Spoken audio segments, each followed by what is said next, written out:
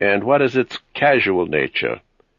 And what is it doing in the world, and how long will it abide? When you rise from sleep with reluctance, remember that it is in accord with your constitution and with human nature to perform social acts, but sleeping is common also to irrational animals, and that which belongs to the individual nature is more proper and pleasing to it. Constantly, if possible, as every impression presents itself, consider its real nature and proper qualities, and reason with yourself about it. Whatever man you meet with, immediately say to yourself, what are his principles of good and bad? For if with respect to pleasure and pain, and the causes of each, and with respect to fame and dishonor, death and life, he has such and such opinions, it will seem nothing wonderful or strange to me if he does such and such things, and I shall bear in mind that he is compelled to do so. Imagine being surprised that a fig tree produces figs, or if the world produces such and such things, and shame to the physician who is surprised that a man has a fever, and to the helmsman if the wind is unfavorable. Remember that to change your opinion and to follow him who corrects your error is not a surrender of freedom. Your action follows your own judgment and understanding, and keeps the course your mind has set. If a fault is in your own power to correct, why do you persist in it? But if in the power of another, whom do you blame, the atoms or the gods? Both are foolish. You must blame nobody. For if you can, correct the cause, but if you cannot do this, correct at least the thing itself. If you cannot even do this, what purpose is served by finding fault? For nothing should be done without a purpose. That which has died does not drop out of the universe. If it stays here, it also changes here, and is dissolved into its proper parts, which are elements of the universe and of yourself, and these too change, and murmur not. Everything exists for some end, a horse, a vine. Why do you wonder? Even the sun will say, I am for some purpose, and the rest of the gods will say the same. For what purpose then are you? To enjoy pleasure? Does reason allow this? Nature has regard in everything no less to the end than to the beginning and the continuance, just like the man who throws up a ball. What good is it then for the ball to be thrown up, or harm for it to come down, or even to lie fallen? And what good is it to the bubble while it holds together, or what harm when it has burst? The same may be said of a candle also. Turn a thing inside out and see what it is, and what kind of a thing it becomes when it has grown old, or is diseased, or in decay. Short-lived are both the praiser and the praised, the rememberer and the remembered, and this is but a corner of this part of the world, and not even here do all agree, no, not anyone with himself, and the whole world, too, is a point in the universe. Attend to the matter which is before you, whether it is an opinion, or an act, or a word. You get what you deserve, for you choose rather to become good tomorrow than to be good today. Am I doing anything? I do it with reference to the good of mankind. Does anything happen to me? I take what comes, referring all to the gods and the source of all things, from which all that happens is derived. As bathing appears to you to be oil, sweat, dirt, filthy water, all things disgusting, so is every part of life and every material thing. Lucilla saw Verus die, and then Lucilla died. Secunda saw Maximus die, and then Secunda died. Epitincanus saw Diotimus die, and then Epitincanus died. Antoninus saw Faustina die, and then Antoninus died. And so on, first Hadrian, then Celer. And those sharp-witted men, either seers or men inflated with pride, where are they? For instance, Carax, Demetrius the Platonist, and Eudaemon, and anyone else like them, all ephemeral, dead long ago. Some indeed have not been remembered even for a short time, and others have become the heroes of fables, and still others have disappeared even from fables. Remember this, then, that this little compound, yourself, must either be dissolved, or your poor breath must be extinguished, or be removed and placed elsewhere. It is satisfaction to a man to do the proper work of a man. Now it is a proper work of a man to be benevolent to his own kind, to despise the movements of the senses, to form a just judgment of plausible appearances, and to survey the nature of the universe and of the things which happen in it.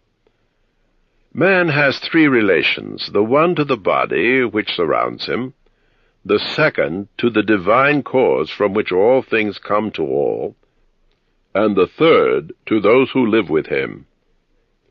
Pain is either an evil to the body, and in that case let the body say what it thinks of it, or to the soul, but it is in the power of the soul to maintain its own serenity and tranquillity, and refuse to view it as an evil.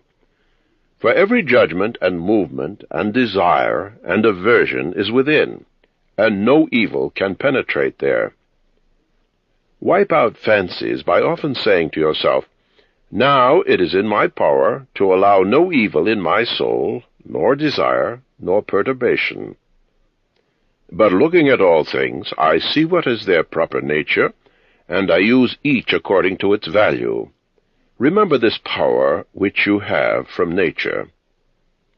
Speak both in the Senate and to every man, whoever he may be, appropriately, not with any affectation. Use plain language. Augustus' court, wife, daughter, descendants, ancestors, sister Agrippa, kinsmen, intimates, friends, Arius, Maecenas, physicians and sacrificing priests, the whole court is dead. Then turn to the rest, not considering the death of a single man, but of a whole race, like the Pompeians, and the words which are engraved upon tombs, the last of his race. Then consider what trouble those before them have had, that they might leave a successor, and that of necessity someone must be the last, and then finally the death of a whole race. It is your duty to order your life well in every single act, and if every act does its duty as far as possible, be content, and no one can prevent that. But some external obstacle might stand in the way, you say. Nothing will stand in the way of your acting justly, soberly, and considerately. But may not some form of action be prevented? Possibly. But by acquiescing in the hindrance, and by being content to adopt that alternative, another opportunity of action is immediately put before you in place of that which was prevented, and one which will fit into the whole of which we are speaking. Receive wealth or prosperity without arrogance, and be ready to let it go cheerfully. If you ever saw a hand cut off, or a foot, or a head lying anywhere apart from the rest of the body, this is what a man does with himself who is not content with what happens, and separates himself from others, or does anything unsocial. Suppose that you have detached yourself from the natural unity, for you were made by nature apart, but now you have cut yourself off. Yet here there is this beautiful provision, that it is in your power again to reunite with it. God has allowed this to no other part, after it has been separated and cut asunder, to come together again. But consider the benevolence by which he has distinguished man, for he has put it in his power not to be separated at all from the universal. And when he has been separated, he has allowed him to return, and to be united, and to resume his place as a part. As the nature of the universal has given to every rational being all the other powers that it has, so we have received from it this power also. For as the universal nature converts and fixes in its predestined place everything which stands in the way and opposes it, and makes such things a part of itself, so also the rational animal is able to make every hindrance into his own instrument, and to use it to further his endeavor. Do not disturb yourself by thinking of the whole of your life. Let not your thoughts at once embrace all the various troubles which you may expect to befall you. But on every occasion ask yourself, what is there in this which is intolerable and past bearing? For you will be ashamed to confess. In the next place, remember that neither the future nor the past pains you, but only the present. But this is reduced to a very little if you only circumscribe it, and scold yourself if you are unable to bear even this. Does Panthea or Pergamus now sit by the tomb of Verus? Does Scaurius or Diotimus sit by the tomb of Hadrian? That would be ridiculous. Well, suppose they did sit there. Would the dead be conscious of it? And if conscious, would they be pleased? And if pleased, would that make them immortal? Was it not in the order of destiny that these persons too should become old women and old men, and then die? And when they died, what would their lovers do? All comes to foul smell and corruption in the end. If you are sharp-sighted, see and judge wisely, says the philosopher. In the constitution of the rational animal I see no virtue which is opposed to justice, but I see a virtue which is opposed to love of pleasure, and that is temperance. If you take away your opinion about what seems to give you pain, you yourself stand in perfect security. You ask, who is this self? The reason. But I am not reason. Be it so. Then let reason not trouble itself. But if any other part of you suffers, let it keep its suffering to itself. Hindrance to the perceptions of sense is an evil to the animal nature. Hindrance to the impulses is equally an evil to the animal nature. And something else also is equally an impediment and an evil to the constitution of plants. So that which is a hindrance to the intelligence is an evil to the intelligent nature. Apply all these things, then, to yourself. Does pain or sensuous pleasure affect you? The senses will look to that. Has any obstacle opposed you in your efforts towards an object? If, indeed, you were making this effort without any reservation, certainly this obstacle is an evil to you as a rational animal. But if you accept the usual course of things, you have not yet been injured or even impeded. The things, however, which are proper to the understanding, no one may impede, for neither fire, nor iron, nor tyrant, nor abuse touches it in any way. When it has been made a sphere, it continues a sphere. It is not fitting that I should give myself pain, for I have never intentionally given pain even to another. Different things delight different people. It is my delight to keep the ruling faculties sound without turning away either from any man or from any of the things which happen to men, but looking at and receiving all with welcome eyes, and using everything according to its value. Lay hold securely upon this present time, for those who prefer to pursue posthumous fame do not consider that the men of aftertime will be exactly like those they cannot bear now, and both are mortal. And what does it matter to you what these men say, or what opinion they hold about you? Take me and cast me where you will, for there I shall keep my divine part tranquil, that is, content, if it can feel and act in harmony with its proper constitution. Is this change of place sufficient reason why my soul should be unhappy and worse than it was, by cringing or craving, cowering or flinching? What indeed is worth that? Nothing can happen to any man which is not a human accident, nor to an ox which is not according to the nature of an ox, nor to a vine, nor to a stone, that is not according to the nature of each. Why should you complain if what is usual and natural happens to each thing? Nature brings nothing that you cannot bear. If you are pained by any external thing, it is not this thing which disturbs you, but your own judgment about it. It is in your power to wipe out that judgment now.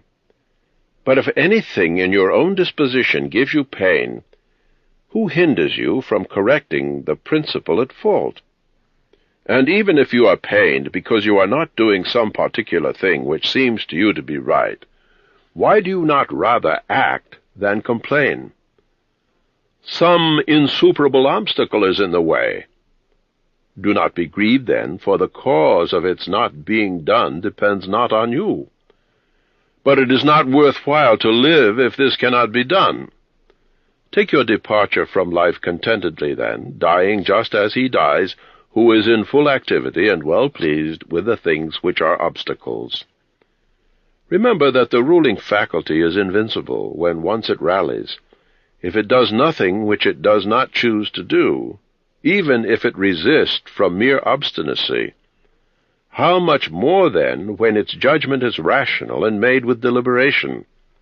Therefore the mind which is free from passions is a citadel, for a man has nothing more secure to which he can fly for refuge and be impregnable. He, then, who has not seen this is an ignorant man, but he who has seen it, and does not fly to this refuge, is unhappy. Do not draw inferences in excess of what first appearances report. Suppose it has been reported to you that a certain person speaks ill of you. This has been reported, but that you have been injured, that has not been reported. I see that my child is sick, that I see, but that he is in danger I do not see. Thus always abide by the first appearances, and add nothing to them from within, and then you are unaffected. Or rather add this, the recognition that everything which happens is a part of the world order. A cucumber is bitter. Throw it away. There are briars in the path. Turn aside from them. This is enough. Do not add, and why were such things put into the world? For you will be ridiculed by a man who is acquainted with nature, as you would be ridiculed by a carpenter and a shoemaker if you found fault because you found shavings and cuttings in their workshop from the things which they make. And yet they have places where they can throw these shavings and cuttings, but nature has no external space.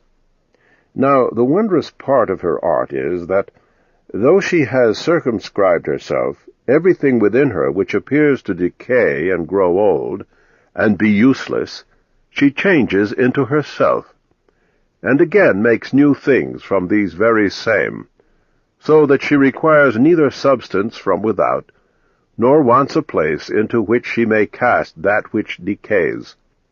She is content, then, with her own space, and her own matter, and her own art. Neither in your actions be sluggish, nor in your conversation without method, nor wandering in thought, nor let there be in your soul either inward contention or external effusion, nor in life be so busy as to have no leisure. Suppose men kill you, cut you in pieces, curse you. What can these things do to prevent your mind from remaining pure, wise, sober, just?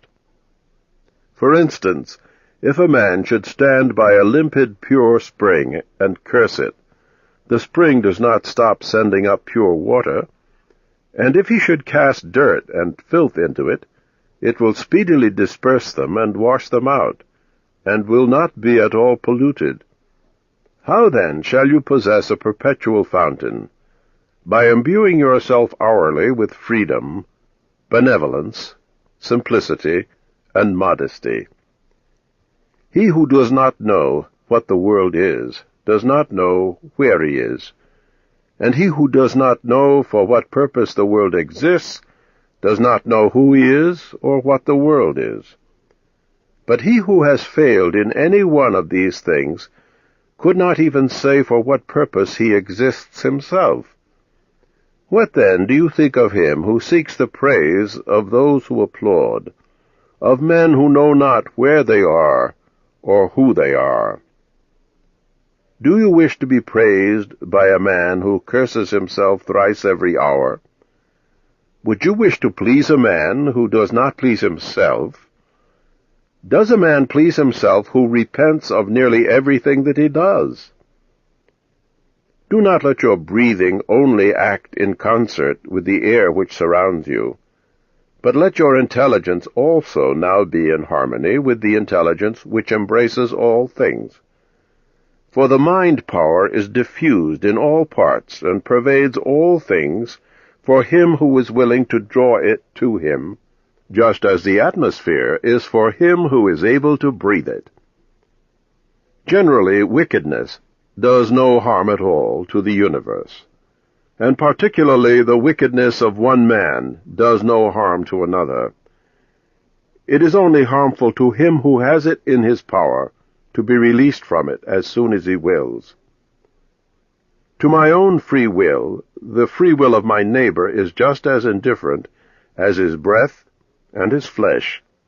For though we are made especially for the sake of one another, still the ruling power of each of us has its own office. For otherwise my neighbor's wickedness would be my harm, which God has not willed, in order that my happiness may not depend on another.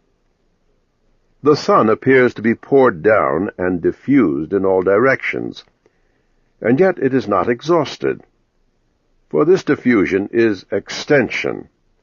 Accordingly, its rays are called extensions because they are extended. But one may judge what kind of a thing a ray is if he looks at the sun's light through a narrow opening in a darkened room, for it is extended in a straight line, and, as it were, divided when it meets with a solid body which stands in the way and intercepts the air beyond. But there the light remains fixed, and does not glide or fall off. Such then ought to be the outpouring and diffusion of the understanding, and it should make no violent or impetuous collision with the obstacles in its way, nor yet fall down, but be fixed, and enlighten that which receives it. For a body will deprive itself of light if it does not admit it. He who fears death either fears the loss of sensation, or a different kind of sensation.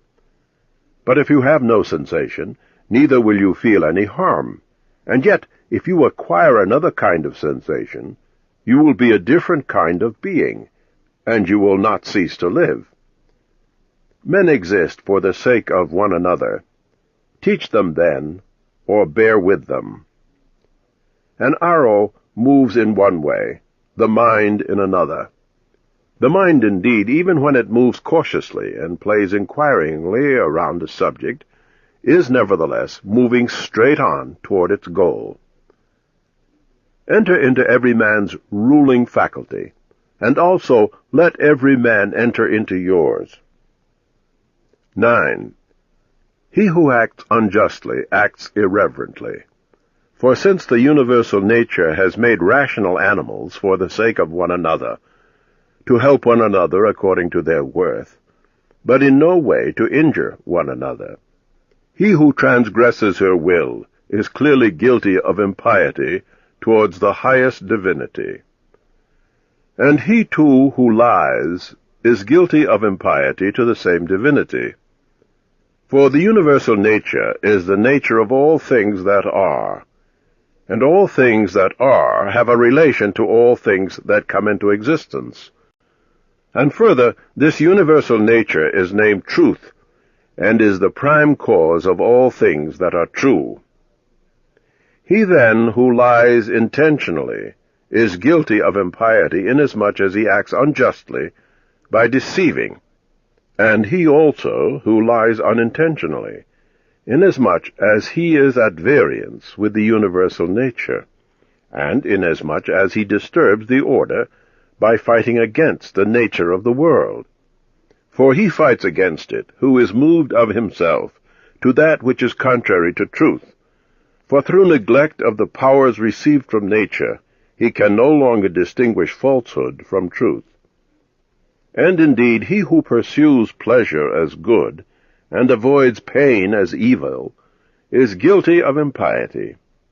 For of necessity such a man must often find fault with the universal nature, alleging that it assigns things to the bad and the good contrary to their deserts, because frequently the bad are in the enjoyment of pleasure, and possess the things which procure pleasure, but the good have pain for their share, and the things which cause pain.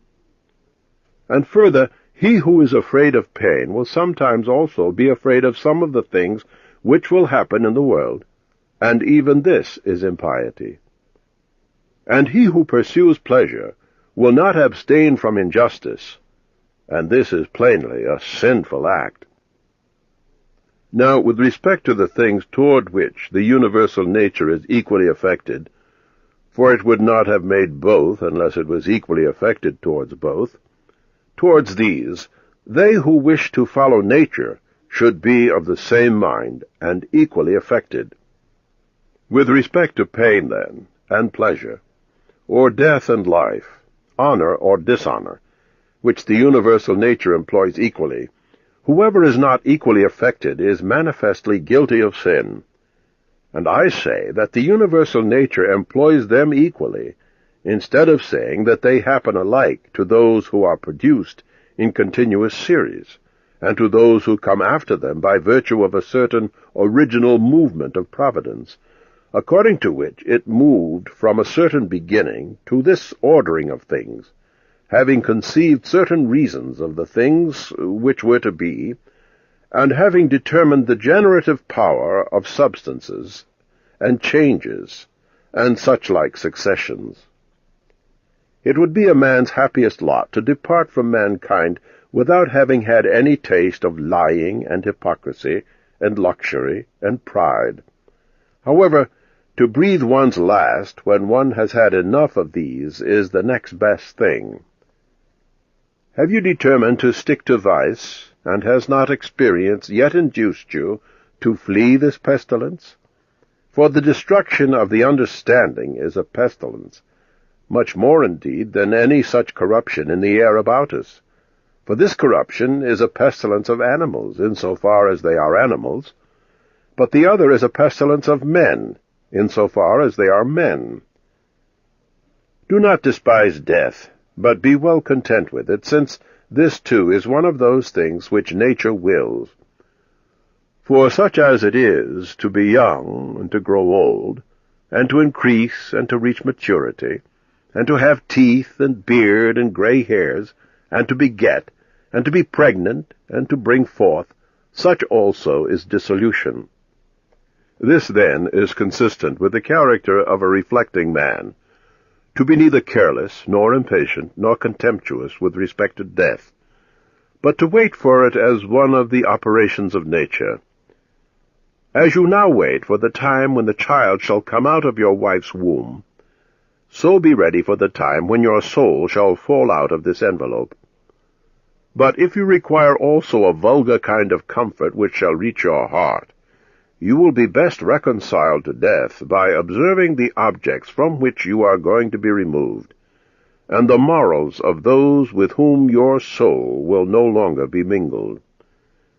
For it is not your right to be offended with men, but it is your duty to care for them, and to bear with them gently, and yet to remember that your departure will be not from men who have the same principles as yourself.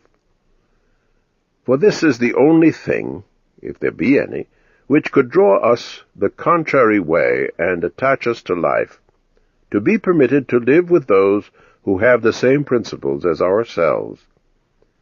But now you see how great is the trouble arising from the discordance of those who live together, so that you may say, Come quick, O death, lest perchance I too should forget myself. He who does wrong against himself. He who acts unjustly to himself, because he makes himself bad. Not only he who does, but he who fails to do a certain thing, acts wrongly. Your present opinion founded on understanding, and your present conduct directed to social good, and your present disposition of contentment with everything which happens, that is enough. Wipe out fancy, check desire, extinguish appetite, keep your ruling faculty in control. Among irrational animals, one life is distributed, but among rational animals, one intelligent soul is distributed, just as there is one earth for all things which are of an earthy nature. And we see by one light, and breathe one air, all of us that have the faculty of vision, and all that have life. All things which share a common element move towards that which is of the same kind with themselves. Everything which is earthy turns towards the earth. Everything which is liquid flows together, and everything which is of an aerial kind does the same, so that they require the application of force to keep them apart. Fire, indeed, moves upwards on account of the elemental fire, and so ready it is to be kindled with all fire that every substance which is somewhat dry is easily ignited, because there is less mingled with it, that is, a hindrance to ignition. Accordingly, everything also which participates in the common intelligent nature moves in like manner towards that which is of the same kind, or moves even more. For so much as it is superior in comparison with all other things, in the same degree also is it more ready to mingle with and to be fused with its counterpart. Among animals devoid of reason we find swarms of bees and herds of cattle, and the nurture of young birds, all manifestations of love. For even in animals there are souls, and that power which brings them together is seen to exert itself in the superior degree, and in such a way as never has been observed in plants, or in stones, or in trees. But among rational animals there are political communities and friendships, and families and meetings of people, and in wars, treaties, and armistices. But in the things which are still superior, even though they are separated from one another, unity in a manner exists, as in the stars. Thus the ascent to the higher degree is able to produce a sympathy even in things which are separated. See, then, what now takes place. For only intelligent animals have now forgotten this mutual desire and inclination, and in them alone the flowing together is not seen. But though men strive to avoid this union, they are caught and held by it, for their nature is too strong for them. And you will see what I say, if you only observe. Sooner, then, will one find anything earthy which comes in contact with no earthy thing than a man altogether separated from other men. Both man and God and the universe produce fruit at the proper season. It matters not that usage has especially affixed these terms to the vine and like things. Reason produces fruit both for all and for itself, and there are produced from it other things of the same kind as reason itself. If you are able, correct by teaching those who do wrong. But if you cannot, remember that charity is given you for this purpose. And the gods, too, extend charity to such persons, helping them attain health, wealth, reputation, so kind they are. And it is in your power also. Who hinders you? Labor not as one who is wretched, nor yet as one who would be pitied or admired, but direct your will to one thing only, to put yourself in motion, and to check yourself as the social law requires. Today I have got out of all trouble, or rather, I have cast out all trouble, for it was not outside, but within, in my opinions. All things are the same, familiar, ephemeral, worthless.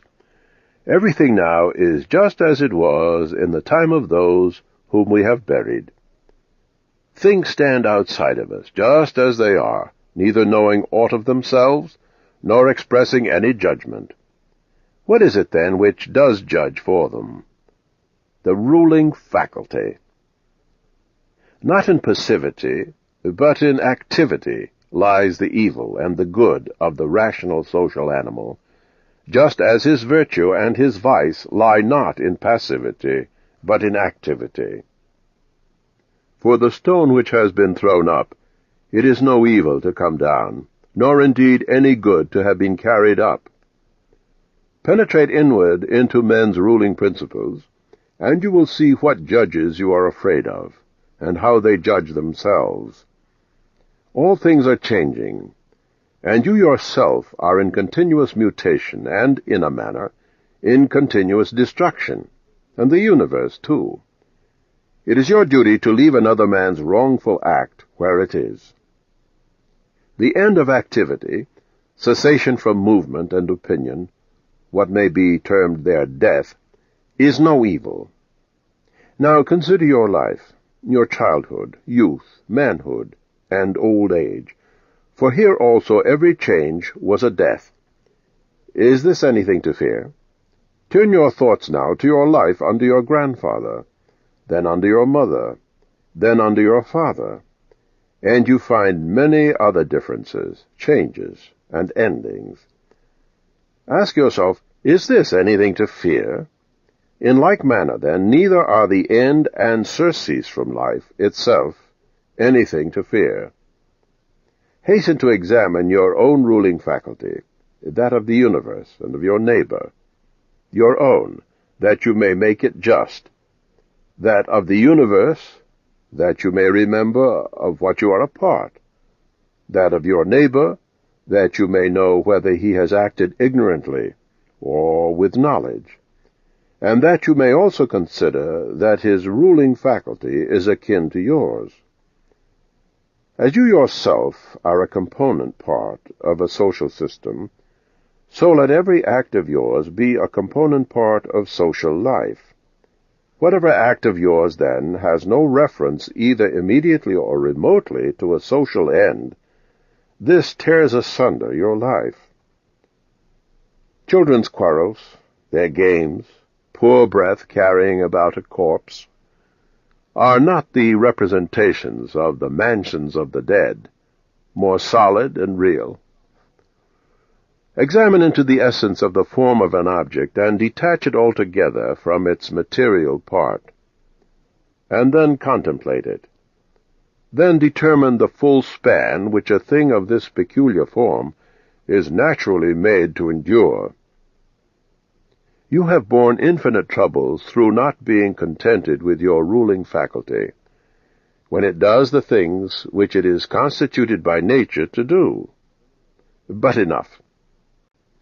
When another blames or hates you, or when men say injurious things about you, approach their poor souls, penetrate within, and see what kind of men they are.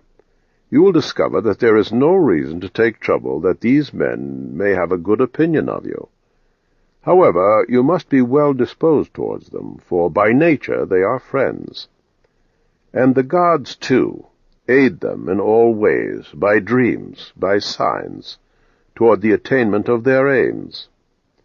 The periodic movements of the universe, up and down and to and fro, continue from age to age, and either the universal intelligence imparts each separate impulse, in which case be content with the result of its activity, or it puts itself in motion once, and everything else comes by way of sequence, in a manner. Or indivisible elements are the origin of all things. In a word, if there is a God, all is well, and if chance rules, be not you too governed by it. Soon the earth will cover us all, then the earth too will change, and the things which result from change will continue to change forever, and these again forever. For if a man reflects on the changes and transformations which follow one another wave upon wave, he will feel contempt for everything which is perishable.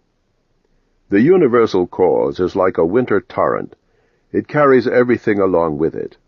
But how worthless are all these poor people who are engaged in matters political, and, as they suppose, are playing the philosopher. All drivellers. Well then, man, do what nature now requires. Set yourself in motion, if it is in your power, and do not look about you to see if anyone is watching. Nor yet expect Plato's Republic, but be content if the smallest thing goes on well, and consider such an event to be no small matter. For who can change men's principles? And without a change of principles, what else is there than the slavery of men, who groan while they pretend to obey? Come now, and tell me of Alexander, and Philippus, and Demetrius, of Phalerum.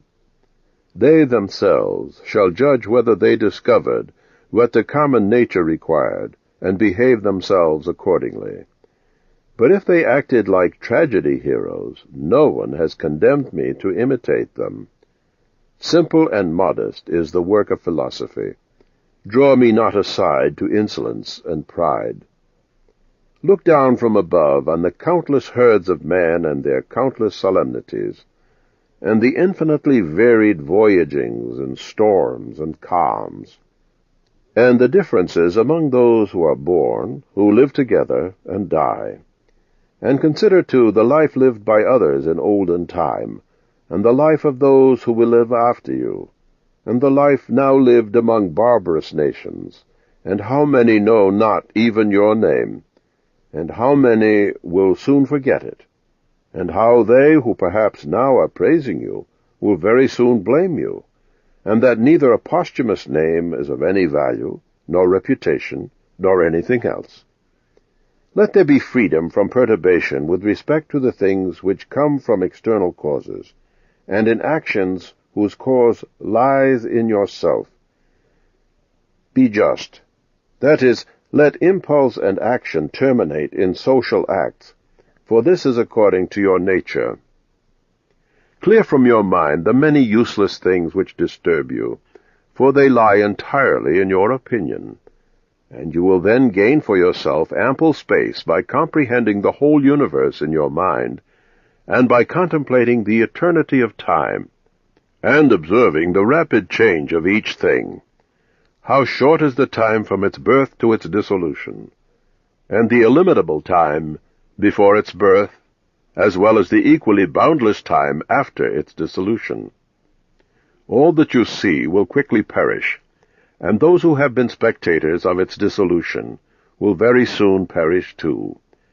And he who dies at the extremest old age will be brought into the same condition with him who died prematurely.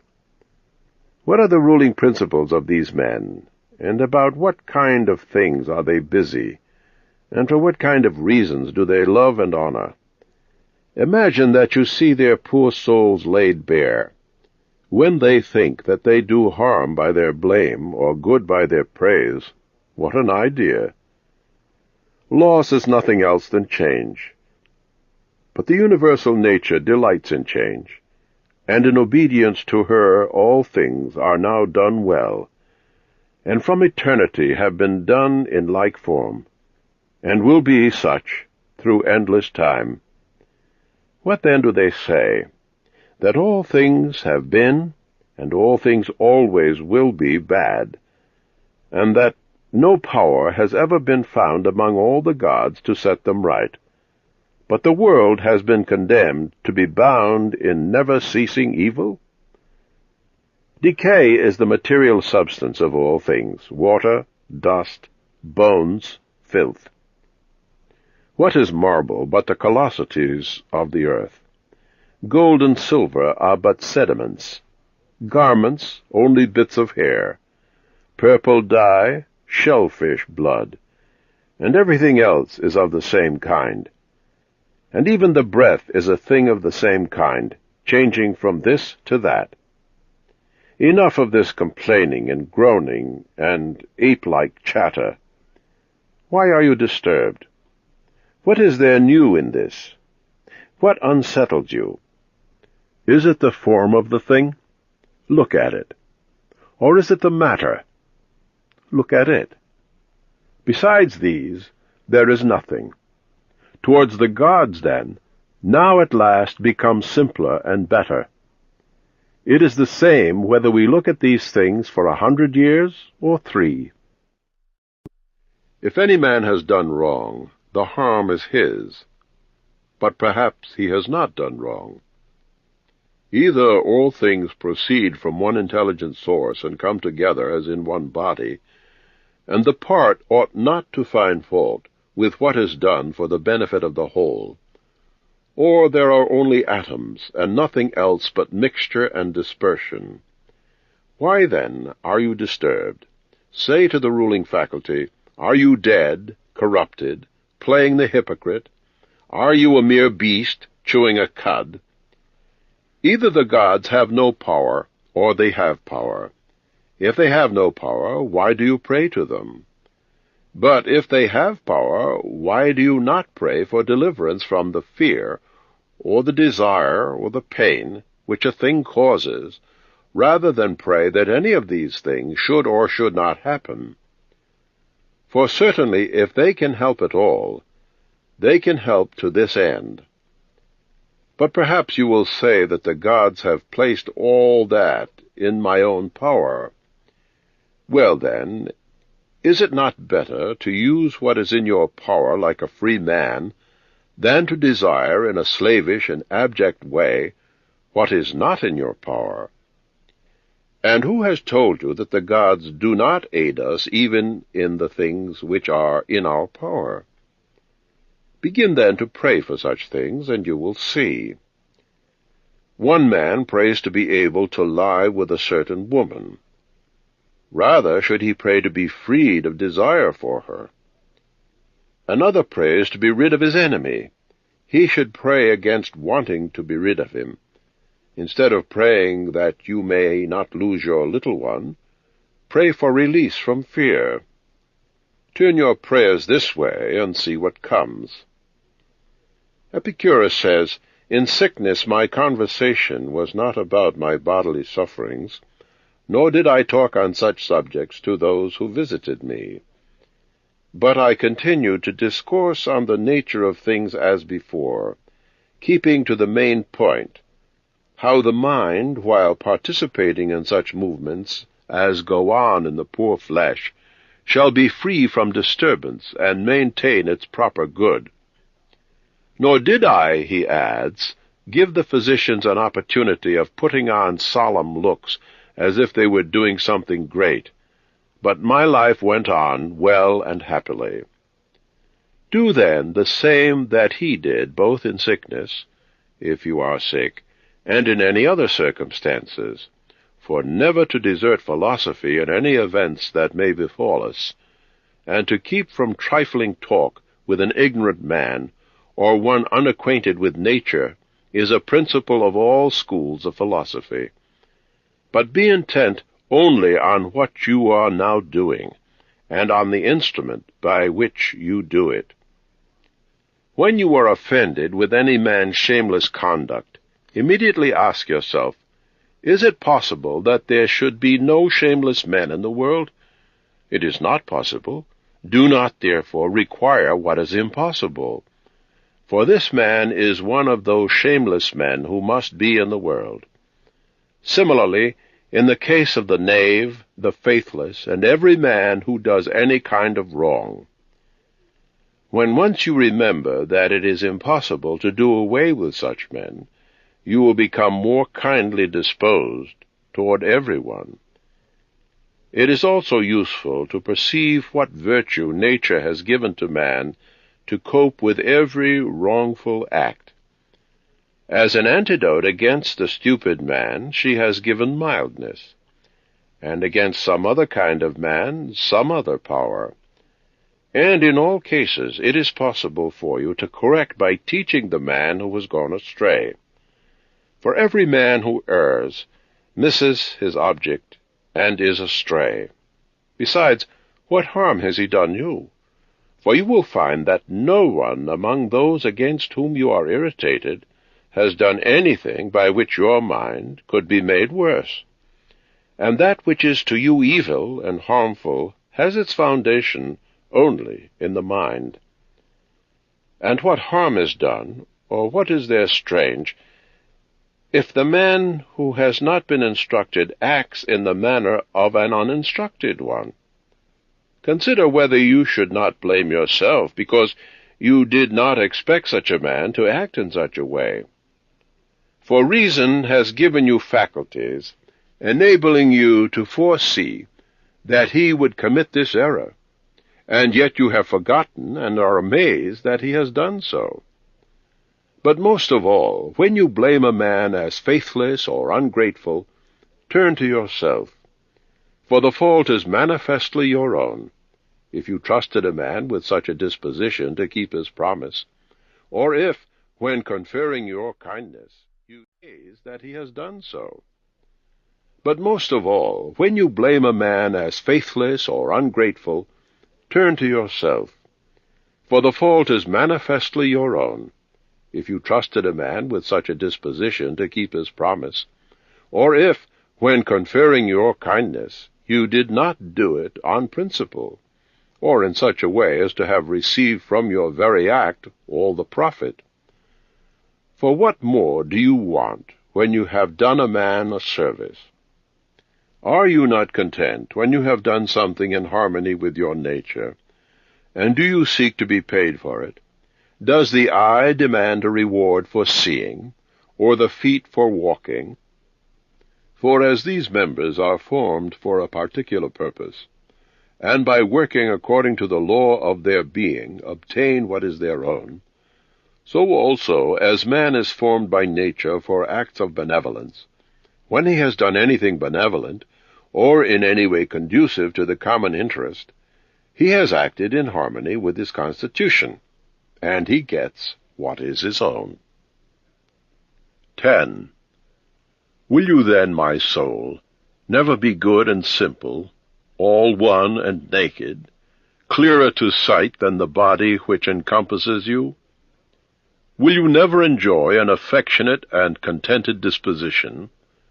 Will you never be full and without a want of any kind, longing for nothing more, either animate or inanimate, for the enjoyment of pleasures, nor yet desiring time wherein you shall have longer enjoyment, or place, or pleasant climate, or society of men with whom you may live in harmony? But will you be satisfied with your present condition, and pleased with all about you, and will you convince yourself that you have everything and that it comes from the gods, that everything is well for you, and will be well whatever shall please them, and whatever they shall give you for the perfect living being, the good and just and beautiful, which generates and holds together all things, and contains and embraces all things which are dissolved for the production of other like things? Will you never be such that you shall so dwell in community with gods and men as neither to find fault with them at all, nor to be condemned by them? Observe what your nature requires so far as you are governed by nature only. Then do it, and accept it, if your nature shall not be made worse for it. And next you must observe what your nature requires as far as you are a living being. And this you may do, unless it involves injury to your nature as a rational being. But the rational being is consequently also a social being. Follow these rules, then, and trouble yourself about nothing else. Everything which happens either happens in such a way that you are formed by nature to bear it, or not to bear it. If what happens to you is within your strength to bear it without complaining. If it is beyond your strength, do not complain, for it will perish after it has destroyed you. Remember, however, that you are formed by nature to bear everything which your own opinion can make endurable and tolerable, by thinking that it is either your interest or your duty to do so. If a man is mistaken, instruct him kindly, and show him his error. If you are not able to do this, blame yourself, or blame not even yourself. Whatever may happen to you, it was prepared for you from all eternity, and the implication of causes was from eternity spinning the thread of your being, and of that which is incident to it.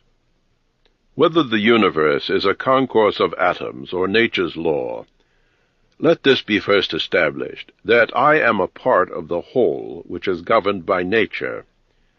Next, I am intimately related to the parts which are of the same kind with myself.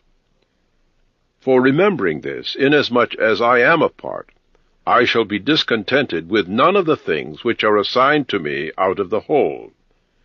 For nothing is injurious to the part, if it is for the advantage of the whole. For the whole contains nothing which is not for its own good, and all natures indeed have this common principle, but the nature of the universe has this principle besides, that it cannot be compelled even by any external cause to generate anything harmful to itself.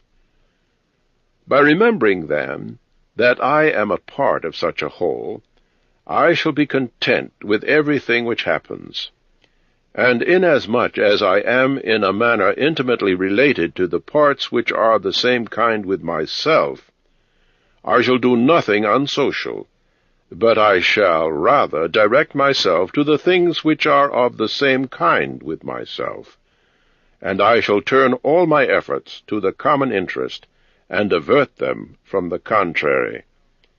Now, if these things are done so, life must flow on happily, just as you may observe that the life of a citizen is happy if he continues a course of action which is advantageous to his fellow citizens, and is content with whatever the state may assign to him. The parts of the whole which are comprehended in the universe must of necessity perish, that is, they must undergo change. But if this is both an evil and a necessity to the parts, the whole could not escape deterioration, seeing the parts are subject to change and prone to perish in various ways. Did nature herself design to do evil to the things which are parts of herself, and to make them subject to evil, and of necessity fall into evil, or have such things happened without her knowing it? Both these suppositions are indeed incredible. But if a man should even drop the term nature as an efficient power, and should speak of these changes as natural, even then it would be ridiculous to affirm at the same time that the parts of the whole are naturally subject to change, and at the same time to be surprised or vexed, as if something were happening contrary to nature, particularly such as the dissolution of things into the original elements. For there is either a dispersion of the elements out of which everything has been compounded, or a change from the solid to the earthy, and from the spiritual to the aerial, so that these parts are taken back into the universal reason, whether this at certain periods is consumed by fire, or renewed by eternal changes. And do not imagine that the solid and the spiritual part belong to you from the time of your begetting, for it received its increase only yesterday and the day before, so to speak, from the food you eat and the air you breathe. This, then, that has received changes from without is not that which your mother brought forth. But even admitting that you are intimately bound up with that by your individuality, this does not affect the argument. When you have assumed these attributes, good, modest, true, rational, equable, magnanimous, take care that you do not change them, and if you should lose them, quickly return to them. And remember that the term rational was intended to signify a discriminating attention to every separate thing and freedom from negligence, and that equanimity is the voluntary acceptance of the things which are assigned to you by the common nature, and that magnanimity is the elevation of the intelligent part above the pleasurable or painful sensations of the flesh, and above fame and death and all such trials. If, then, you keep true to these attributes, without desiring that others should recognize that you have them, you will be another person, and will enter on another life.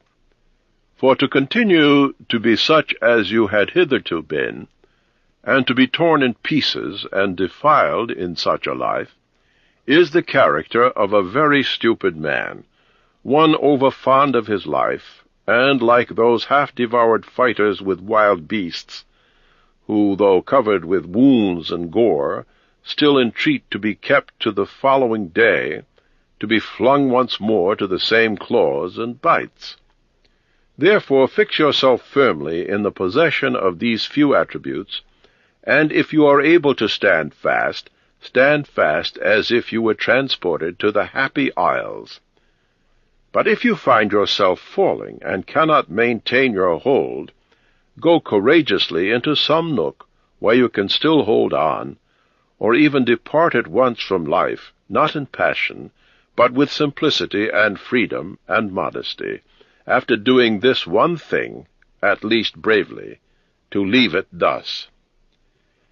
In order, however, to aid the remembrance of these attributes, it will greatly help you if you remember the gods, and that they do not wish to be flattered, but wish all reasonable beings to be made like themselves, and be as the fig tree doing the work of a fig tree, the dog a dog's, the bee a bee's, and man a man's work.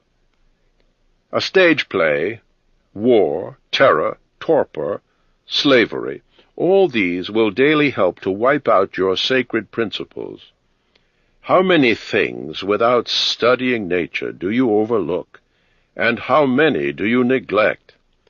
But it is your duty to look on and to do everything that at the same time the power of dealing with circumstances is perfected, and the contemplative faculty is exercised, and the confidence which comes from the knowledge of each separate thing is maintained without being apparent nor yet concealed. Ah, when will you enjoy simplicity, gravity, and when the knowledge of every separate thing, both what it is in substance and what place it has in the universe, and how long it is formed to exist, and of what things it is compounded, and to whom it can belong, and who are able both to give it and take it away. A spider is proud when it has caught a fly. So is a man when he has caught a hare, another when he has taken a fish in a net, another when he has killed wild boars or bears, another when he has captured Sarmatians. Are they not all brigands, if you look into their principles? Acquire the contemplative way of seeing how all things change into one another, and constantly attend to it, and exercise yourself about this part of philosophy. Nothing is so apt to produce magnanimity. Such a man has put off the body, and as he sees that at any moment he must go away from among men and leave everything here, he gives himself entirely up to just actions, and in everything else that happens he resigns himself to the universal nature. But as to what any man shall say or think about him or do against him, he never even thinks of it, being himself contented with these two things, with acting justly in what he now does, and being satisfied with what is now assigned to him. and he lays aside all distracting and busy pursuits, and desires nothing else than to run the straight course, and by so doing follow God. What need is there of suspicious fear, since it is in your power to inquire what ought to be done? And if all is clear, go forward content, without turning back. But if all is not clear, stop and take the best of counsel. But if any other things oppose you, go on according to your powers with due consideration, keeping to that which appears just. For it is best to aim at this, and if you fail, let your failure be in making this attempt. He who follows reason in all things is both tranquil and active at the same time, and also cheerful and collected. Inquire of yourself as soon as you awaken from sleep, whether it will make any difference to you if another does what is just and right. It will make no difference. Have you forgotten that those who assume arrogant airs in bestowing their praise or blame on others are the same in bed and at table? Have you forgotten what it is they pursue and avoid, how they steal, not with hands and feet, but with their most valuable part, by means of which, if a man chooses, he arrives at fidelity, modesty, truth, law? To nature who gives and takes back all, the man who is instructed and modest says, "Give what thou wilt, take back what thou wilt." And he says this not proudly, but obediently, and with good will. Little of life remains to you. Live as on a mountain, for it makes no difference whether a man lives there or here, if he lives everywhere as a citizen of the world. Let men see, let them know a real man who lives according to nature. If they cannot endure him, let them kill him, for that is better than to live as they do. No longer talk about the kind of man a good man ought to be, but be one. Constantly contemplate the whole of time and the whole of substance, and consider that all things as to substance are a seed of a fig, and as to time the turning of a screw. Look at everything that exists, and observe that it is already in dissolution and in change, by putrefaction and dispersion, or by its own way of death. Consider what men are like, eating, sleeping, breeding, easing themselves, and so forth. Look at their wantonness, their arrogance and rages. But a short time ago, how many of them bowed the knee? And for what ends? And after a little time, consider in what condition they will be. What the universal nature brings to each thing, and when it brings it, is for its good. The earth loves the shower, and the solemn ether loves. And the universe loves to make whatever is about to be. I say then to the universe that I love as thou lovest. And is it not also said, this or that loves to be produced? Either you live here and have already accustomed yourself to it, or you are going away, and this was your own wish. Or you are dying and have discharged your duty. Besides these things there is nothing. Be of good cheer, then. Let this always be plain to you, that this piece of land is like any other, and that what is here is the same as what is on top of a mountain, or on the seashore, or wherever you choose. As Plato says of his philosopher, whose retreat is like a shepherd's fold on a mountain. What of my ruling faculty at this minute, and what am I making of it? For what purpose am I using it? Is it void of understanding? Is it loosed and rent asunder from social life? Is it melted into and mixed with the poor flesh so as to move together with it? The slave who flies from his master is a runaway. The law is master, and he who breaks the law is a runaway.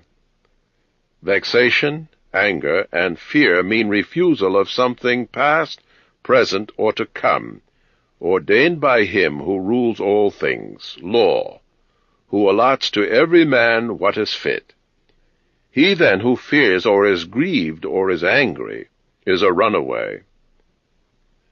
A man deposits a seed in a womb and goes away, and another cause takes up the work and makes a child.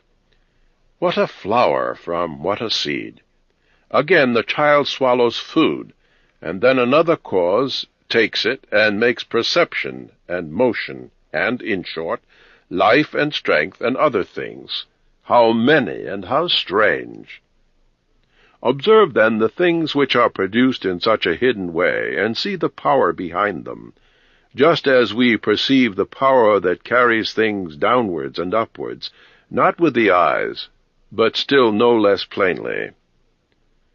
Consider that the things of the present also existed in times past, and consider that they will be the same again, and place before your eyes, from your own experience or from the pages of history, these dramas and scenes, the courts of Hadrian, Antoninus, Philip, Alexander, Croesus, all the same plays, only with different actors. Imagine every man who is grieved at anything or discontented to be like a sacrificial pig, which kicks and squeals. Like this pig also is he who on his bed in silence laments the bonds in which we are held. And remember that it is given only to the rational animal to go along freely with all that comes. Merely to submit is a necessity imposed on all. Point by point, whenever we do anything, let us pause and ask ourselves if death is a dreadful thing because it deprives us of this. When you are offended at any man's fault, turn to yourself and study your own failings. For example, in thinking that money or reputation or pleasure are good things. By attending to this, you will quickly forget your anger, if this consideration is also added, that the man is compelled to act as he does. If you can, take away from him the compulsion. When you see Satyron, Eutyches, or Hymen, think of some follower of Socrates, and let the sight of Euphrates remind you of Eutychion or Sylvanus, Alciphron of Tropiophorus, Xenophon of Crito or Severus. A look at yourself, of some Caesar of the past, and in every other case reflect, where are they all now? Nowhere, or nobody knows where. In this way you will come to look at human beings as smoke and nothingness, especially if you reflect at the same time that what has once changed will never again exist through all eternity. What a brief span is the period of your life! Why are you not content to pass it in an orderly way? What matter and opportunity for your activity are you avoiding? For what are such things but exercises for the reason, viewing the happenings of life in their true nature? Persevere until you have made these things your own, just as the healthy stomach assimilates its food, or a blazing fire makes flame and brightness out of everything that is thrown into it. Let it not be in any man's power to say truly of you that you are not simple and good. Let it be a lie if anyone shall think anything of this kind about you. This is wholly in your power. For who shall hinder you from being good and simple? You have only to decide to live no longer if you cannot be such a man. For in that case it does not stand with reason that you should live. With this material, what can be done or said in the way most conformable to reason? For whatever this may be, it is in your power to do or say it, and do not make excuses that you are hindered. You will never cease lamenting until your mind is in such a condition that you will make use of all materials and every opportunity to fulfill the law of your being, enjoying this as luxury lovers enjoy pleasure. For a man ought to consider as an enjoyment everything which it is in his power to do according to his own nature, and the opening is always there. Now, it is not given to a cylinder to move everywhere by its own motion, nor yet to water, nor to fire, nor to anything else which is governed by nature, or an irrational soul, for the things which check them are many. But intelligence and reason are able to go through everything that opposes them, and in such manner as they are formed by nature, and as they choose. Recall the facility with which the reason will find a way, as a stone drops or a cylinder rolls down an inclined plane, and look no further. For all these obstacles either affect the body only, which is a dead thing, or except through opinion and the yielding of the reason itself, they do not crush or do any kind of harm. For if they did, he who felt it would immediately be injured. Now, in the case of things of a certain constitution, whatever harms any of them, that which is so affected becomes consequently worse. But in this case, the man becomes both better, if one may say so, and more worthy of praise by making right use of these accidents. And finally, remember that nothing harms the citizens which does not harm the state, nor does anything harm the state which does not harm law. But so-called misfortunes do not harm law. What then does not harm law harms neither state nor citizen. To him who is imbued with true principles, even the briefest and commonest precept is sufficient to remind him that he should be free from grief and fear. For example, leaves, some the wind scatters on the ground, so is the race of men. Leaves also are your children, and leaves too are they who cry out their praises or curses, or secretly blame or sneer. And leaves too are those who shall receive and transmit a man's fame to the future. For all such things as these are produced in the season of spring, as the poet says. Then the wind casts them down, then the frost produces other leaves in their places. But a brief existence is common to all things, and yet you pursue and avoid things as if they would be eternal. A little time, and your eyes will close, and he who attends you to your grave another will soon lament.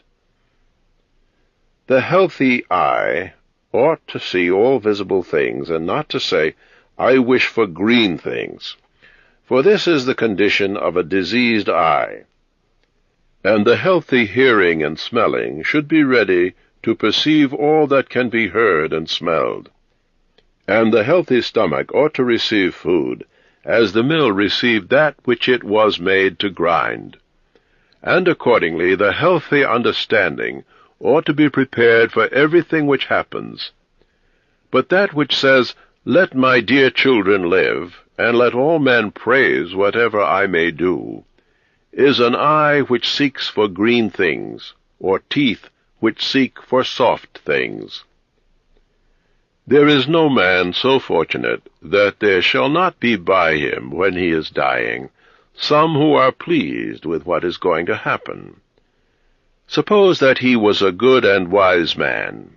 Will there not be at the last some to say of him, Let us at last breathe freely, being relieved from this schoolmaster? It is true that he was harsh to none of us, but I perceived that he tacitly condemns us. This is what is said of a good man. But in our own case, how many other things are there for which there are many who wish to get rid of us?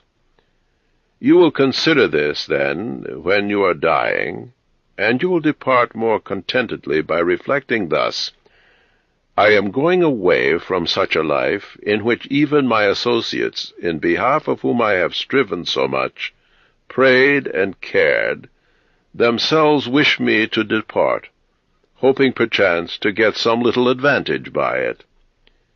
Why then should a man cling to a longer stay here? Do not, however, for this reason go away less kindly disposed to them, but preserving your own character, and continuing friendly and benevolent and kind, and, on the other hand, not as if you were torn away, but as when a man dies a quiet death, the soul is easily separated from the body, such also ought your departure from men to be. Nature united the elements of which she compounded you, and now she dissolves the union. Well, I am but separated from kinsmen, unresisting and unrebellious. For this, too, is according to nature. Whatever is being done, accustom yourself as much as possible to inquire, why is this man doing this thing? But begin with yourself, and examine yourself first. Remember that what pulls the strings is hidden within. This is the power of persuasion. This is life. This, if one may say so, is man. In contemplating yourself, never include the vessel which surrounds you, and these organs attached to it.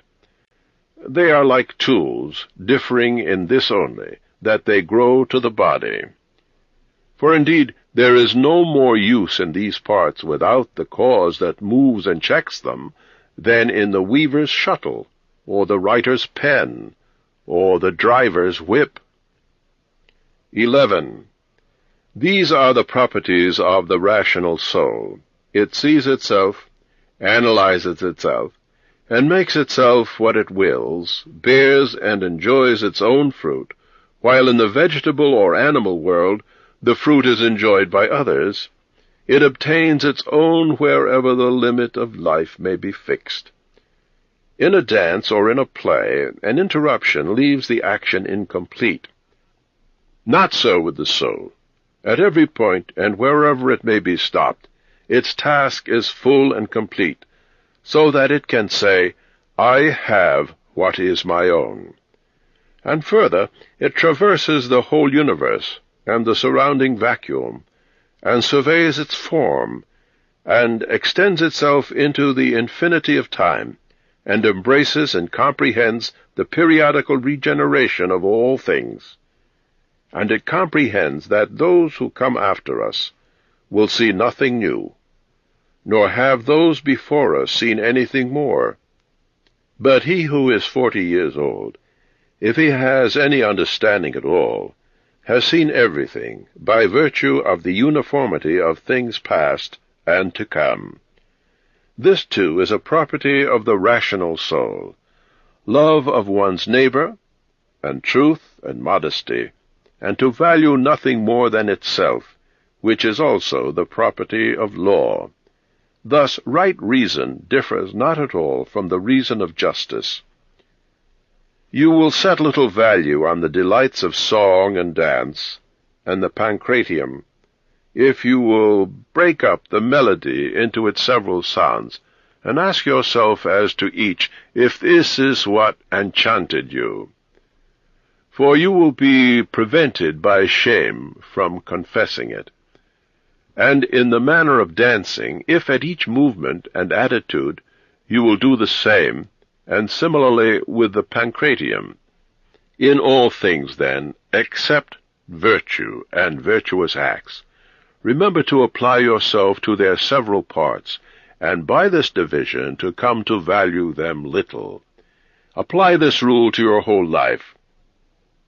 Oh, for a soul that is ready at any moment to be separated from the body, either to be extinguished, or dispersed, or continue to exist.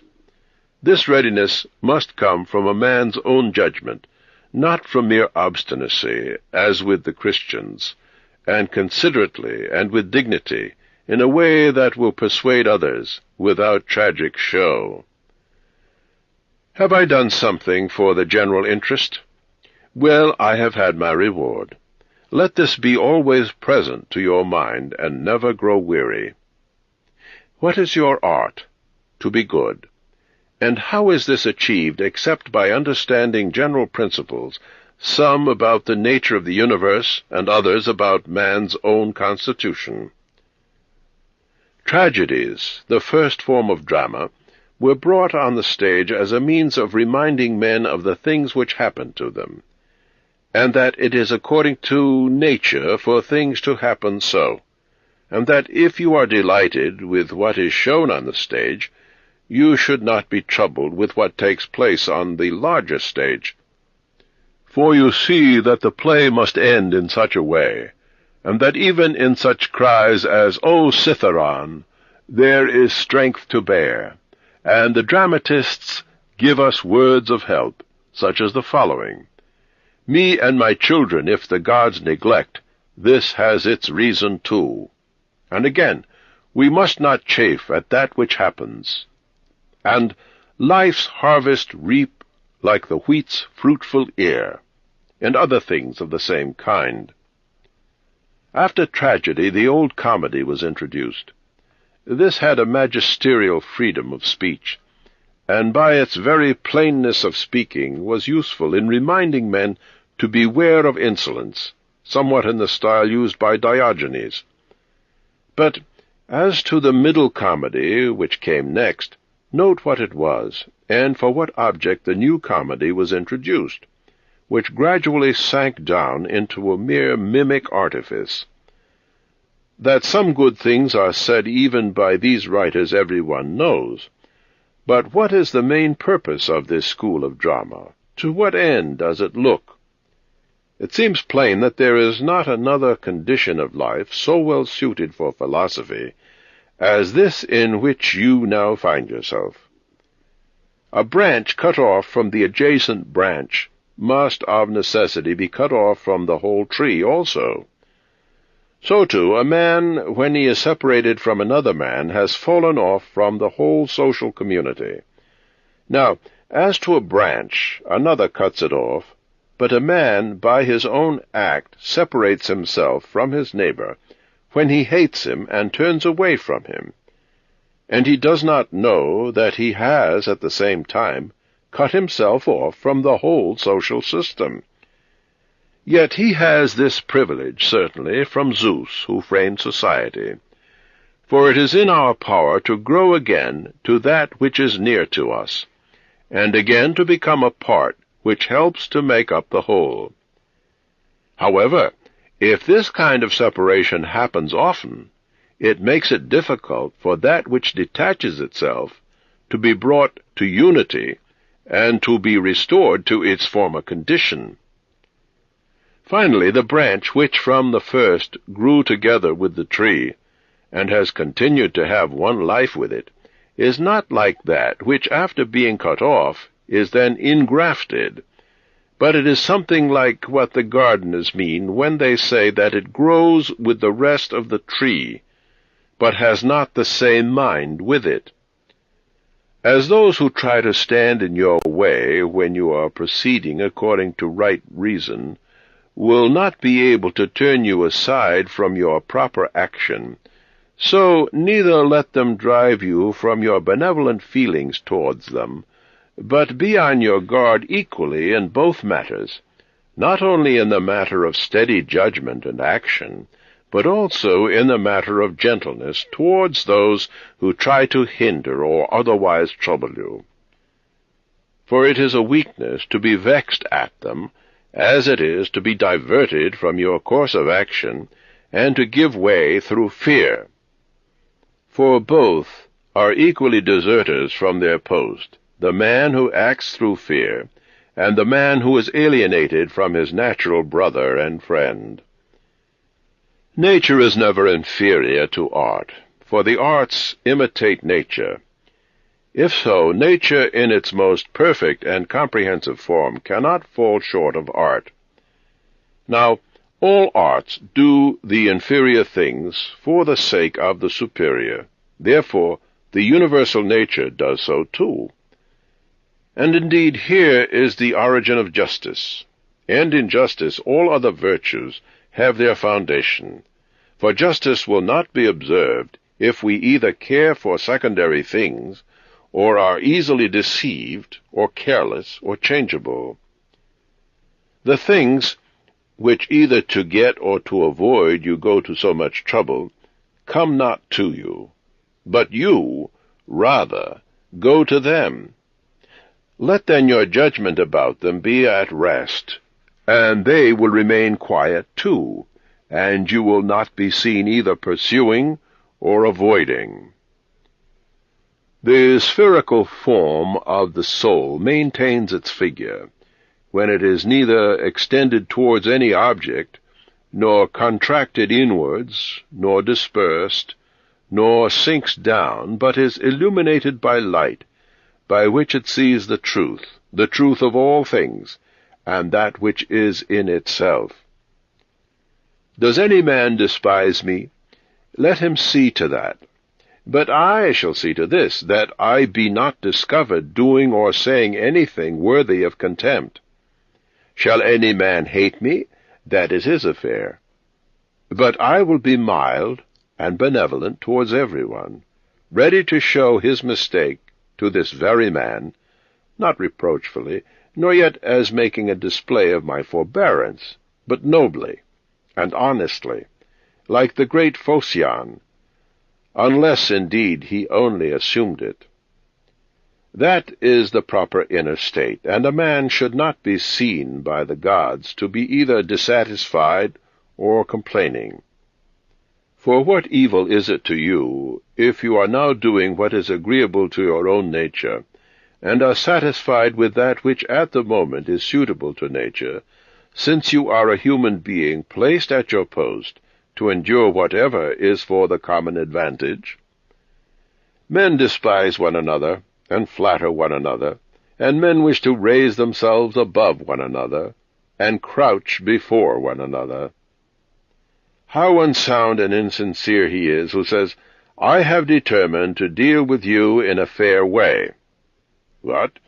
Do you have to give notice of fairness? It will show soon enough in action. Truth will be plainly written on your forehead. A man's character shows itself in his voice and eyes, just as lovers may read everything in each other's eyes. The man who is honest and good ought to be like a man who has a strong odor. Anyone who comes near must smell whether he choose or not. But the affectation of simplicity is like a crooked stick. Nothing is more disgraceful than a wolfish friendship. Avoid this most of all. The good and simple and benevolent show all these things in the eyes, and there is no mistaking.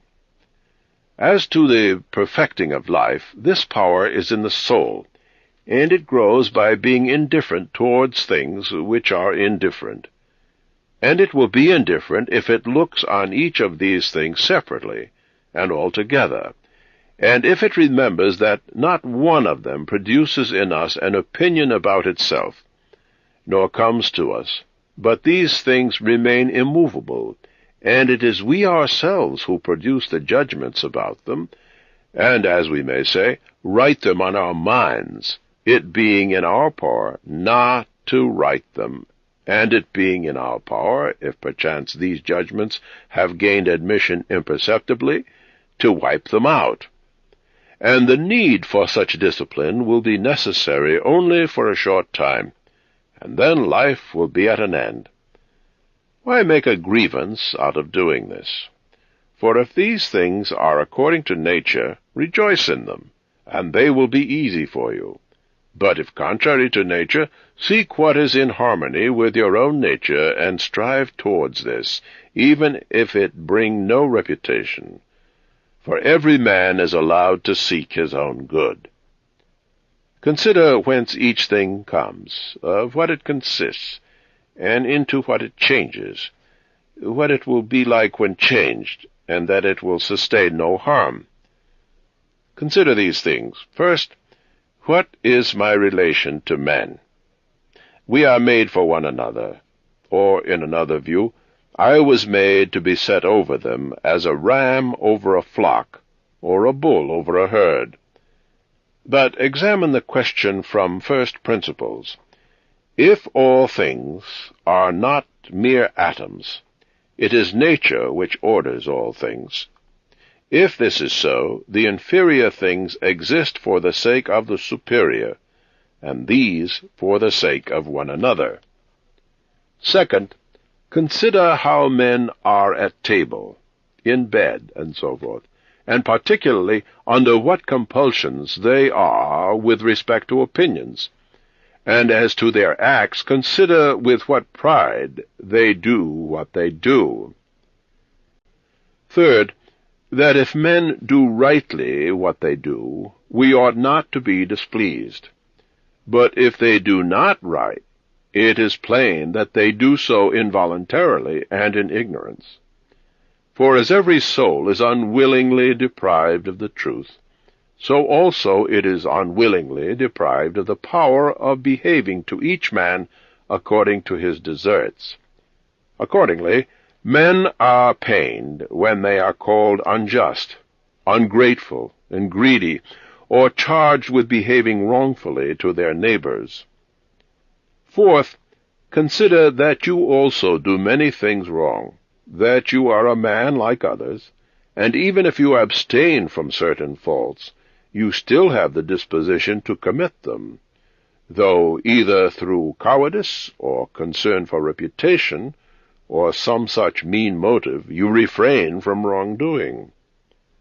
Fifth, consider that you do not even know whether men are doing wrong or not. For many things are done with a certain reference to circumstances. In short, a man must learn a great deal to enable him to pass a correct judgment on another man's acts. Sixth, consider when you are vexed or grieved that man's life is only a moment, and after a short time we all lie stretched in death.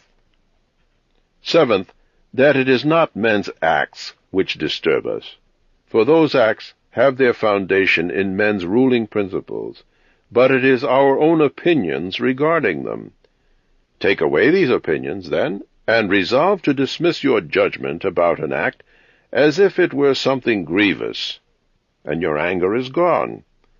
How, then, shall you take away these opinions? By reflecting that no wrongful act of another brings shame on you. For since that which is shameful is alone bad, you must of necessity do all sorts of evil, become a robber, and everything else. Eighth, consider how much more pain is brought on us by the anger and vexation caused by such acts than by the acts themselves, at which we are angry and vexed. Ninth, consider that benevolence is invincible if it be genuine, and not merely an affected smile and playing a part.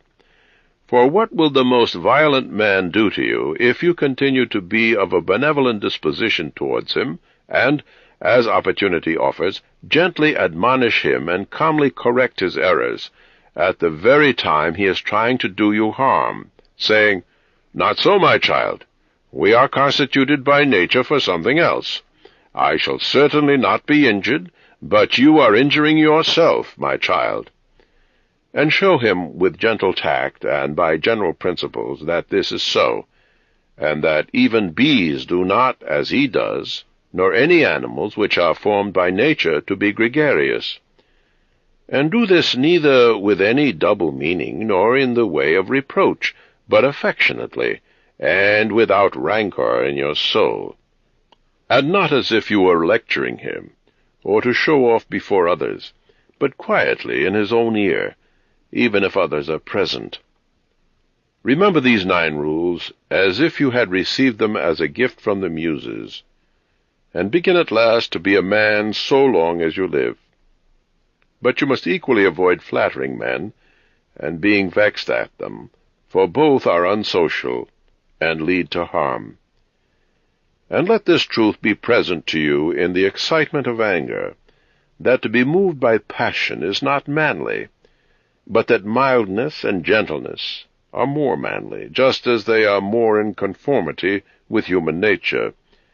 And he who possesses these qualities possesses strength, nerves, and courage, and not the man who is subject to fits of passion and discontent.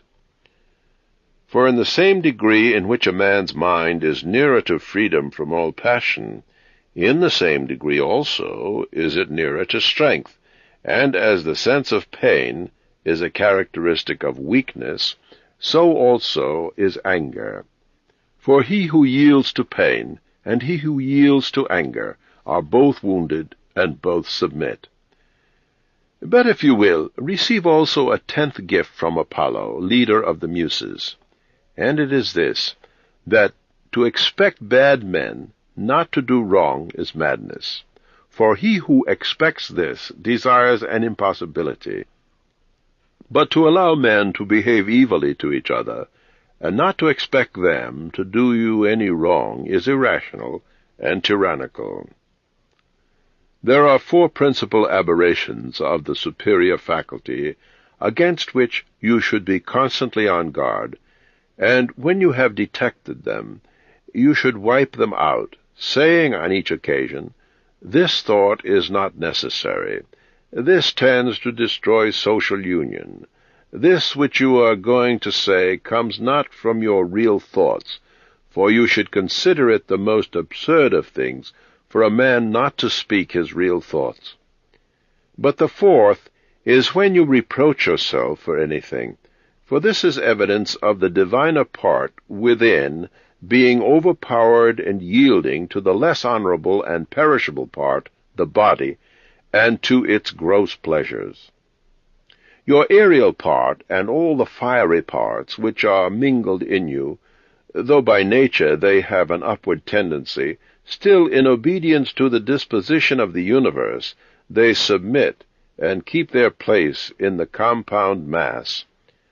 And also the earthy and watery parts in you, whose tendency is downward, are raised up and keep a position which is not theirs by nature. In this manner, when the elemental parts obey the universal, for when they have been fixed in any place, they remain there until the universal sounds the signal for dissolution. Is it not then strange that your intelligent part alone should be disobedient with its own place? And yet no force is imposed on it, but only those things which are in harmony with its nature. Even so, it does not submit, but is carried in the opposite direction. For the movement towards injustice and intemperance, anger, grief, and fear, is nothing else than the act of one who deviates from nature. And when the ruling faculty is discontented, then too it deserts its post, for it is constituted for piety and reverence towards the gods, no less than for justice. For these qualities also are comprehended under the generic term of contentment with the constitution of things, and indeed they are prior to acts of justice. He who has not one and always the same object in life cannot be one and the same all through his life. But what I have said is not enough unless this also is added, what this object ought to be. For as there is not the same opinion about all the things which in some way or other are considered by the majority to be good, but only about some certain things, that is, things which concern the common interest, so also ought we to propose to ourselves an aim which shall be of a social and political kind. For he who directs all his own efforts to this end will make all his acts alike, and thus will always be the same. Think of the country mouse and of the town mouse, and of the alarm and trepidation of the town mouse. Socrates used to call the opinions of the many by the name of lamiae, bugbears to frighten children. The Lacedaemonians, at their public spectacles, used to set seats in the shade for strangers, but themselves sat down anywhere. Socrates excused himself to Perdiccas for not going to him, saying, "It is because I would not perish by the worst of all ends, that is, I would not receive a favor and then be unable to return it." In the writings of the Ephesians, there was this precept, constantly to think of some one of the men of former times who practiced virtue. The Pythagoreans bid us in the morning look to the heavens, that we may be reminded of those bodies which continually do the same things, and in the same manner perform their work, and also be reminded of their purity and nudity, for there is no veil over a star. Consider what a man Socrates was when he dressed himself in a skin, after Xantippe had taken his cloak and gone out, and what Socrates said to his friends, who were ashamed of him, and drew back from him when they saw him dressed thus. Neither in writing nor in reading will you be able to lay down rules for others, before you shall have first learned to obey the rules yourself. Much more is this so in life. A slave thou art, reason is not for thee. And my heart laughed within. Virtue they will curse with harsh words. To look for the fig in winter is a madman's act. Such is he who looks for his child when the time is past. When a man kisses his child, he should whisper to himself, Tomorrow perchance you may die. But those are words of bad omen. No word is of bad omen which expresses any work of nature. Or if it is so, it is also a word of bad omen to speak of the ears of corn being reaped. The unripe grape, the ripe bunch, the dried grape, are all changes, not into nothing, but into something which exists not yet. No man can rob us of our free will. Epictetus also said, A man must discover rules for giving his assent, and in respect to his movements he must be careful that they be made with regard to circumstances consistent with social interests, and have regard to the value of the object. And as to sensual desire, he should keep from it altogether, and as to aversion, he should show it with respect to things not in our power. The dispute, then, he said, is not about any common matter, but about being mad or not. Socrates used to say, What do you want, souls of rational or irrational men? If souls of rational men, what rational men? Sound or unsound? Sound. Then why do you not seek them? Because we have them. Why then do you fight and quarrel? 12. All those things to which you wish to attain sooner or later, you can have now if you do not refuse them, if only you will take no notice of the past, and trust the future to Providence, and direct the present in harmony with piety and justice. In harmony with piety, that you may be content with the lot which is assigned to you, for nature designed it for you, and you for it. In harmony with justice, that you may always speak the truth freely, and without disguise, and do the things which are agreeable to law, and according to the worth of each. And let neither another man's wickedness hinder you, nor opinion, nor voice, nor any persuasion of the flesh, for let that which suffers look to itself. If then, whatever the time may be when you shall be near your departure, you shall respect only your ruling faculty, and the divinity within you, neglecting everything else. And if you are afraid, not that you shall some day cease to live, but that you shall never have begun to live according to nature, then you will be a man worthy of the universe which has produced you, and you will cease to be a stranger in your native land, and to wonder at things which happen daily as if they were something unexpected, and to be dependent on this event or that. God sees the ruling principles of all men bared of the material vesture and rind and impurities.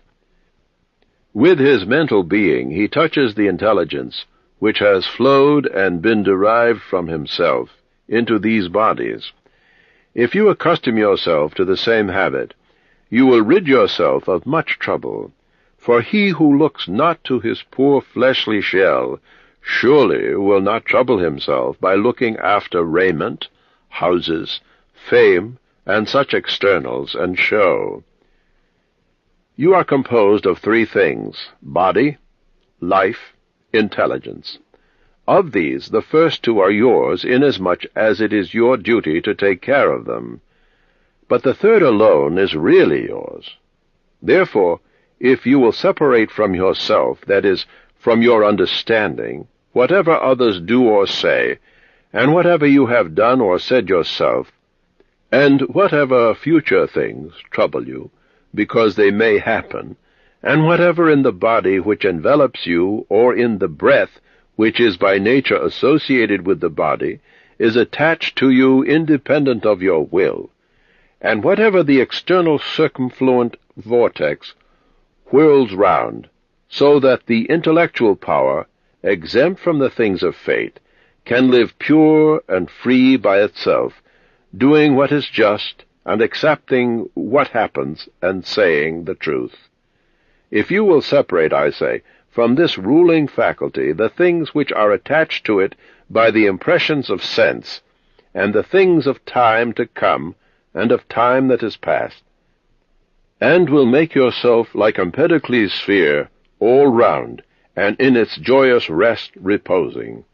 And if you strive to live only what is really your life, that is, the present, then you will be able to pass that portion of life which remains for you up to the time of your death, free from perturbations, nobly and obedient to your own deity within. I have often wondered how it is that every man loves himself more than all the rest of men, but yet sets less value on his own opinion of himself than on the opinion of others. For if a god or a wise teacher should present himself to a man, and bid him to think of nothing, and to design nothing which he would not express as soon as he conceived it, he could not endure it even for a single day. So much more respect have we for what our neighbors think of us than for what we think of ourselves. How can it be that the gods, after having arranged all things well and benevolently for mankind, have overlooked only this, that some men, and very good men, and men who through pious acts and religious observances have had most intimate communion with the divinity, when they have once died, should never exist again, but should be completely extinguished? But if this is so, be assured that if it ought to have been otherwise, the gods would have done it. For if it were just, it would also be possible, and if it were according to nature, nature would have had it so. But because it is not so, if in fact it is not so, be assured that it ought not to have been so. For you see that in this inquiry you are disputing with the deity, and we could not thus dispute with the gods unless they were most excellent and just. But if this is so, they would not have allowed anything in the ordering of the universe to be neglected unjustly and irrationally. Practice even at the things which you despair of accomplishing. For even the left hand, which is ineffectual for all other things, for want of practice, holds the bridle more vigorously than the right hand, for it has been practiced in this. Consider in what condition, both in body and soul, a man should be when he is overtaken by death, and consider the shortness of life, the boundless abyss of time past and future, the feebleness of all matter. Contemplate the formative principles of things, bare of their coverings, the purposes of actions. Consider what pain is, what pleasure is, and death, and fame. Who is to himself the cause of his uneasiness? How no man is hindered by another, that everything is opinion. In the application of your principles, you must be like the pancratiast, not like the gladiator, For the gladiator lets fall the sword which he uses, and is killed, but the other always has his hand, and needs to do nothing else than use it. See what things are in themselves, dividing them into matter, form, and purpose. What a power man has to do nothing except what God will approve, and to accept all that God may give him. With respect to that which happens in harmony with nature, we ought to blame neither gods, for they do nothing wrong either voluntarily or involuntarily, nor men, for they do nothing wrong except involuntarily. Consequently, we should blame nobody. How ridiculous and how strange to be surprised at anything which happens in life. Either there is a fatal necessity and invincible order, or a kind of providence, or a confusion without a purpose, and without a director.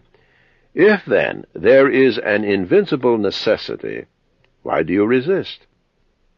But if there is a providence which allows itself to be propitiated, make yourself worthy of the help of the divinity. But if all is confusion without a governor, be content that in such a tempest you have in yourself a certain ruling intelligence. And even if the tempest carry you away, let it carry away the poor flesh, the breath, everything else, for the intelligence at least it will not sweep away. Does the light of the lamp shine without losing its radiance until it is extinguished? Shall the truth and justice and temperance which is in you be extinguished? When a man gives the impression of wrongdoing, say to yourself, how do I know that it is a wrongful act? And even if he has done wrong, how do I know that he has not condemned himself, like the mourner tearing his own face? Remember that he who would not have the bad man do wrong is like one who would not have the fig tree bear juice in its figs, and infants to cry, and horses to neigh, and whatever else must of necessity be. For what must a man do who has such a character? If then you are irritable with a man, amend his disposition. If it is not right, do not do it. If it is not true, do not say it. In everything always observe what the thing is which produces an appearance, and resolve it by dividing it into the causal, the material, the purpose, and the time within which it must end. Perceive at last that you have within you something better and more divine than the things which cause the various effects, and, as it were, pull you around by strings. What is there now in your mind? Is it fear, or suspicion, or desire, or anything of the kind? First, do nothing thoughtlessly or without a purpose. Secondly, see that your acts are directed to a social end. Consider that before long you will be nobody and nowhere, nor will any of the things exist which you now see, nor any of those who are now living. For all things are formed by nature to change and be turned and to perish, in order that other things in continuous succession may exist. Consider that everything is opinion, and opinion is in your power. Disown opinion when you choose, and like a mariner who has doubled the promontory, you will find calm, still waters, and a waveless bay. Any one activity, whatever it may be, when it has ceased at its proper time, suffers no evil because it has ceased, nor he who has done this act does he suffer any evil for this reason, that the act has ceased. In like manner, then, the whole which consists of all the acts which is our life, if it cease at its proper time, suffers no evil that it has ceased. Nor he who has terminated this series at the proper time, has he been ill dealt with. But the proper time and the limit nature fixes, sometimes, as in old age, the peculiar nature of man, but always the universal nature, by the change of whose parts the whole universe continues ever young and perfect. And everything which is useful to the universal is always good and in season. Therefore the termination of life for every man is no evil, because it is nothing shameful, since it is both independent of the will and not opposed to the general interest. But it is good, since it is seasonable and profitable to the universal. For thus man becomes one with the deity, moved in the same manner with the deity in tendency and intent. These three principles you must have in readiness. Do nothing either inconsiderately or otherwise than as justice herself would act.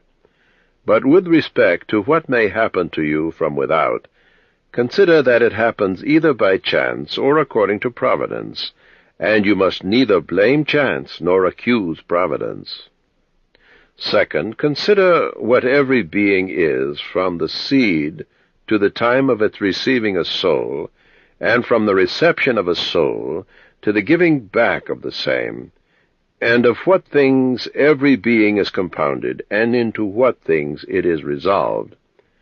Third, if you should suddenly be raised up above the earth, and should look down on human things, and observe the variety of them, how great it is, and at the same time also should see at a glance how great is the number of beings who dwell all around in the air and the ether, consider that as often as you should be raised up, you would see the same things, sameness of form and shortness of duration. Are these things any ground for pride? Cast away opinion, you are saved. Who hinders you from casting it away?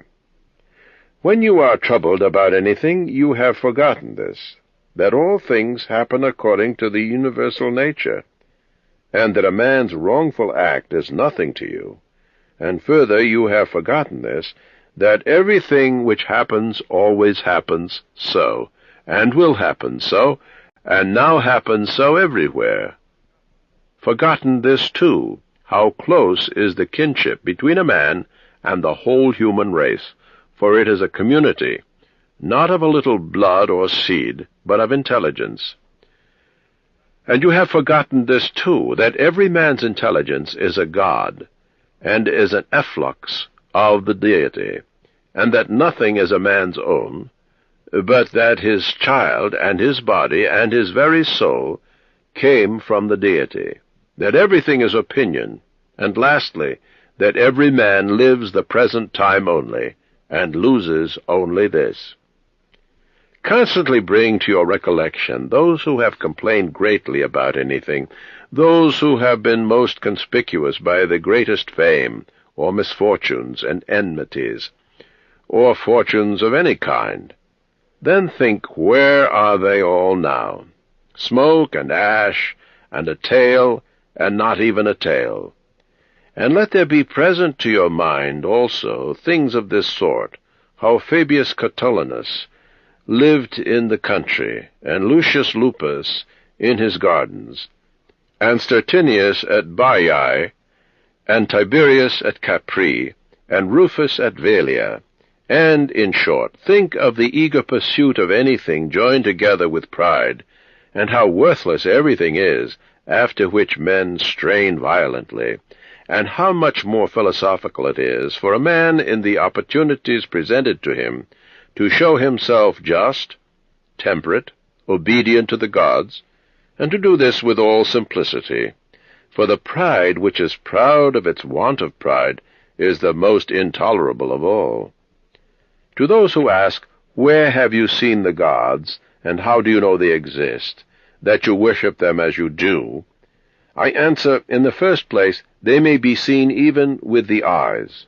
In the second place, neither have I seen even my own soul, and yet I honor it.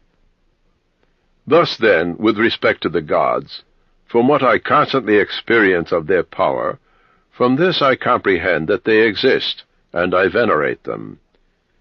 The safety of life is this, to examine everything all through, what it is itself, what is its material, what the causal part, and with all your soul to do justice and to speak the truth. What remains except to enjoy life by joining one good thing to another, so as not to leave even the smallest gap between? There is one light of the sun, though it is distributed over walls, mountains, and other things infinite. There is one common substance, though it is distributed among countless bodies, which have their several qualities. There is one soul, though it is distributed among infinite natures and individuals. There is one intelligent soul, though it seems to be divided. Now, in the things which have been mentioned, all the other parts, such as those which are air and substance, are without sensation and have no fellowship. And yet even these parts the intelligent principle holds together, and they gravitate towards the same. But intellect, in a peculiar manner, tends to that which is of the same kin, and combines with it, and the feeling for communion is not interrupted. What do you wish, to continue to exist? Well, do you wish to have sensation, movement, growth, and then again to cease to grow, to use speech, to think? What is there of all these things which seems to you worth desiring? But if it is easy to set little value on all these things, turn to that which remains, which is to follow reason and God. But it is inconsistent with honoring reason and God to be troubled because by death a man will be deprived of the other things.